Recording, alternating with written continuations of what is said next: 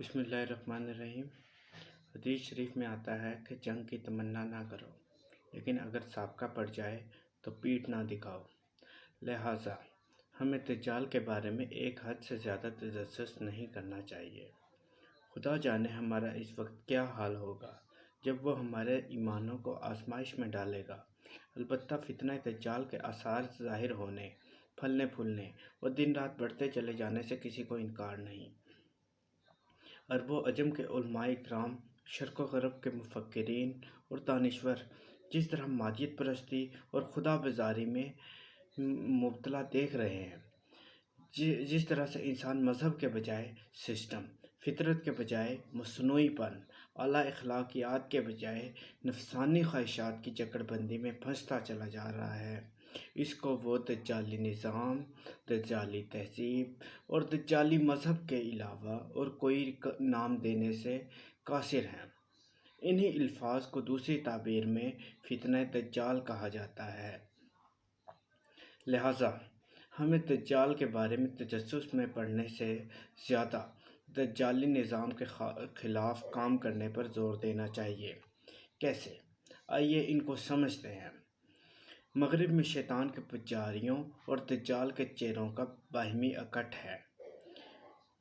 اس پر میں تفصیل سے آگے آپ سب کو آگاہ کروں گا۔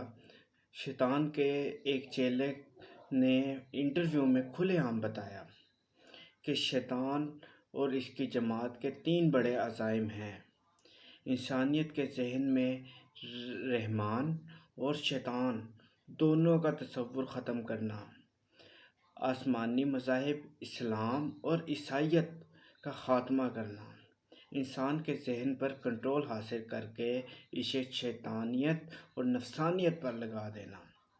یہ ہے فتنہ دجال کا 3 نکاتی پروگرام۔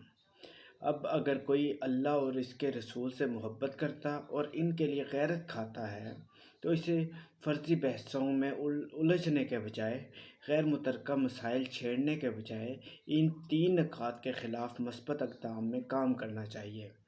اسے فتنہ دجال کے خلاف 3 کاموں میں سے کوئی نہ کوئی کام شروع کرنا اور آگے بڑھنا چاہیے۔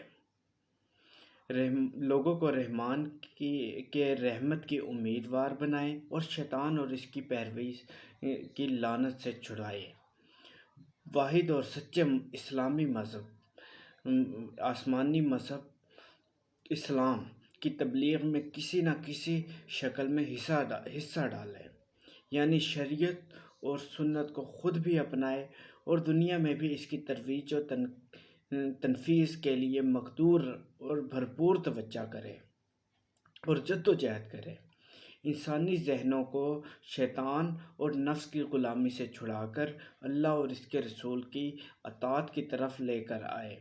ان تینوں اغراض کے لیے جو بھی اہل حق دنیا میں جہاں بھی کوشش کر رہے ہیں، ان کے مثبت کاموں میں ہاتھ بٹائے یا کم از کم ان کی ہاں میں ہاں ملائے۔ ان سے تعاون نہ کر سکے تو ان پر غیر تعمیری تنقید سے گریز کرے۔